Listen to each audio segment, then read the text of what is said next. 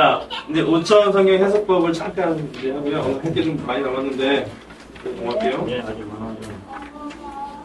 그 차원이라는 영어 그 단어가 디멘션이에요. 디멘션. 디멘션의 이 DI가 디스고요. 이게 이제 분리이탈입니다. 분리이탈. 맨션이 매저에서 왔어요. 측량. 네. 매저. 측량. 측량하는 거죠. 길이와 넓이와 높이를 측량하는 거. 이게 이제 원래 그 뜻인데 거기서 이제 차원이 됐습니다. 차원이라는 뜻도 있고요. 그 다음에 관점이라는 뜻도 있어요. 그러니까 어떤 차원으로 볼 거냐 이게 이제 관점이 되겠죠.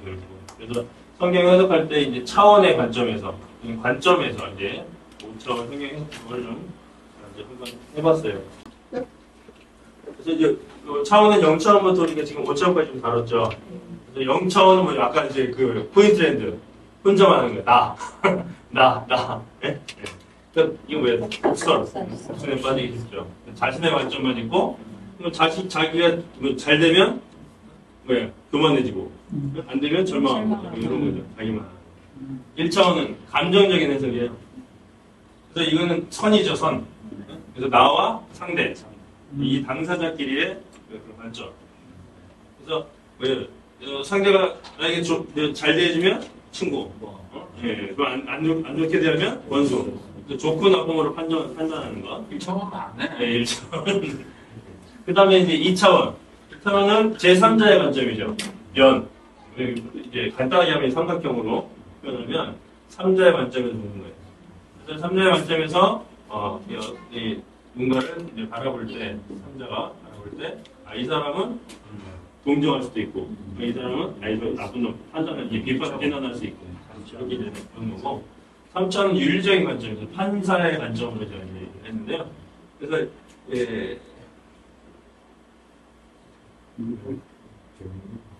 재밌어요? 이렇게 되겠죠. 이런 관점에서 이제 이게 이제 3자가 있고 여기 이제 뭐 나가 있고 너가 있고 그럼 여기서 이제 판단을 하는 거죠. 여기서 얘하고 얘를 판단하는 거죠. 옳고 그름으로 판단하는 게 윤리적 관점이고 4차원에서는 이제 시간이라고 했죠. 4차원 시공간.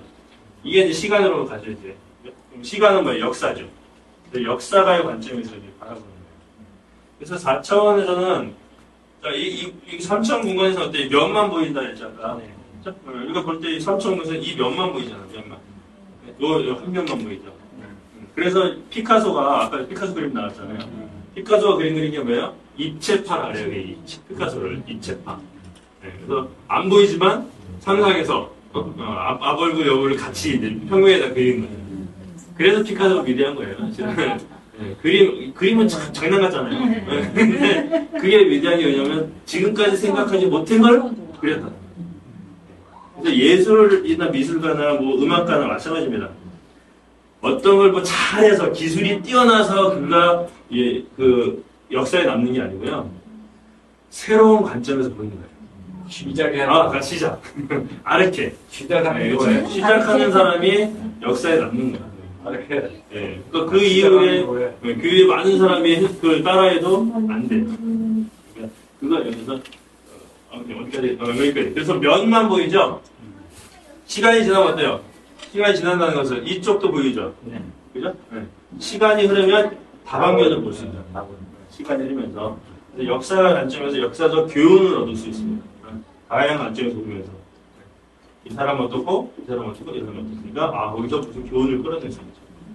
5차원은 이제 섭리, 하나님의 섭리, 하나님의 관점. 또 하나님의 관점에는 뭐예요? 모든 것이 다 합력하여 선을 이룬다는 이런 관점을 가질 수 있어요. 하나님께서 이 세상에 있는 모든 일 다 하나님께서 하신 일이다. 또 이 세상에 있는 모든 그 사물들은 다 하나님이 만드신 거다. 이런 관점을 보는 거예요. 그래서 우리가 이 땅에 살면서 많은 모순도 있고 갈등도 있고 문제도 있고 사고도 치고 그렇게 하지만 결국은 하나님께서 선을 이루신다. 이게 바로 이제 5차원적인 관점입니다. 그래서 요걸 가지고 요셉 이야기를 한번 해보겠습니다. 근데 이제 요게 이제 이거 하나 보시면 여기에 이제 이렇게 있겠죠. 여기에 이제 요셉이 있고 요셉을 팔아먹은 형들이죠, 형들. 요 관점이 뭐냐? 이게 1차원이죠. 자, 요셉 하나만 보면 점이죠. 이렇게 요 0차원입니다. 0차원. 0차원으로 볼 때 요셉을 0차원으로 봐. 요셉만 바라볼 때는 우리가 어떤 해석을 할 수 있죠? 요셉은 성실했어요. 성실해서 보디발의 눈에 들었고, 성실해서 감옥에서 간주에게 눈에 들어서 성실해서 총리까지 올랐다. 그리고 보디발의 아내 유혹도 뿌리치면서 성결한 사람이었다. 이런 관점에서 요셉을 볼 수 있겠죠? 그것도 맞는 말이에요.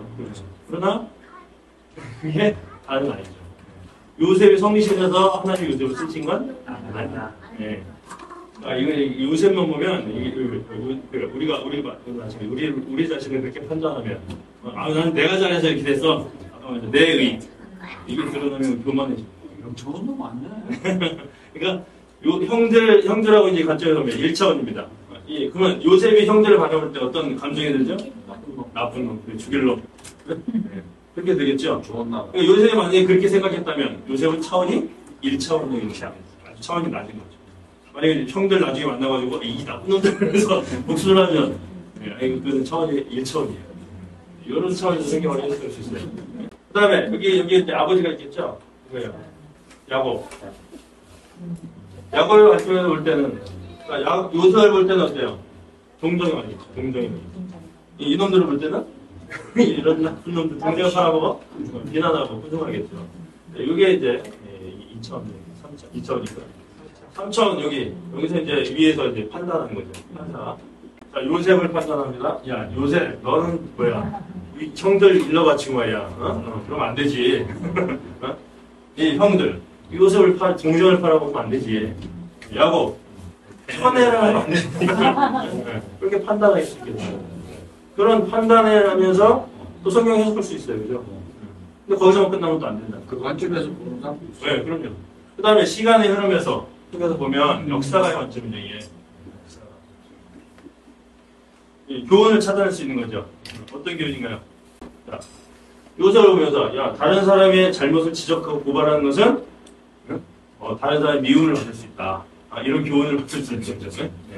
그 다음에, 야곱, 자녀나 아랫사람을 편애하면 큰 분란이 일어날 수 있다. 이런 교훈을 얻을 수 있죠. 자, 형들, 다른 사람 시기하고 질투하면 큰 죄를 지을 수 있다.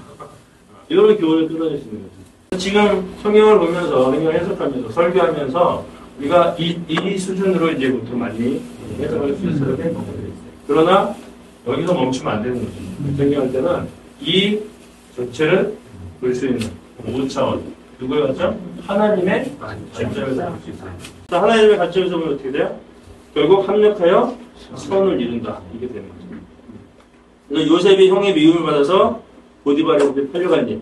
그리고 보디발 아내가 유혹해가지고 모함해가지고 또 감옥에 간 일. 7년 동안 기근이 된 거. 그게 다 뭐예요? 하나님의 섭리죠. 우리 인간의 문제는 다 정말 안 좋은 일이지만 재난이지만 하나님의 관점에서 보면 하나님의 역사를 이루어가는 그런 큰 과정이 됩니다. 이런 관점에서 우리가 성경을 볼 수 있다는 거예요. 이제 다른 이제 성경을 볼 때도 결국은 우리가 이 관점에서 성경을 볼 수 있습니다. 그래서 5차원의 성경을 보면요, 결국은 요셉이 본 거예요. 이 5차원의 관점으로 성경을 본 거예요. 그래서 마지막에 고백하는 게 뭐예요? 당신은 나를 연락을 했지만 하나님은 처음으로 하셨다. 이게 요셉의 고백이잖아요. 이런 관점에서 보면 미워할 필요도 없는 거예요. 남을 비난할 필요도 없고 판단할 필요도 없는 거죠. 여기서 뭐 특별한 교훈을 얻어서 내가 그걸 적용한다? 그것도 사실은 별로 큰 의미는 없어요. 그건 하나님의 뜻이 이루어지는 게 중요한 거죠. 이 전체 역사 속에서 하나님이 어떻게 이끌어 가시는가. 이게 더 중요합니다. 어차피 인간은 부족하고 모순투성이죠. 우리가 하는 모든 일들은요, 다 불완전합니다. 성경 해석도 다 불완전하죠. 그죠? 다 관점이 다 다르기 때문에, 다 다르고, 어차피 불완전하기 때문에, 다 모든 걸 볼 수 없기 때문에, 한 면만 보기 때문에, 어차피 성경 해석도 불완전한데 인간은 모순 덩어리고 또 문제 덩어리. 우리가 하는 일들은 다 문제 덩어리 어쩔 수 없어요. 근데 하나님은 그걸 사용해서 하나님의 역사를 끌어가신다. 하나님이 선으로 이끄신다. 그게 또 요한계시록의 주제예요. 인간의 역사. 정말 무슨 진노가 있고 막 이러잖아요. 왜 진노가 있습니까? 인간이 그렇게 완악하고 폐역하고 이렇게 되면 여기 진노가 있는 거예요. 결국은 뭐다? 하나님이 승리하시고 예수 그리스도가 오신다는 거죠. 그러니까 그 요한계시록의 주제는 바로 그거예요. 최후의 승리. 믿는 자는 끝까지 믿는 자는 승리한다. 그게 요한계시록의 주제. 하나님이 선을 이루신다.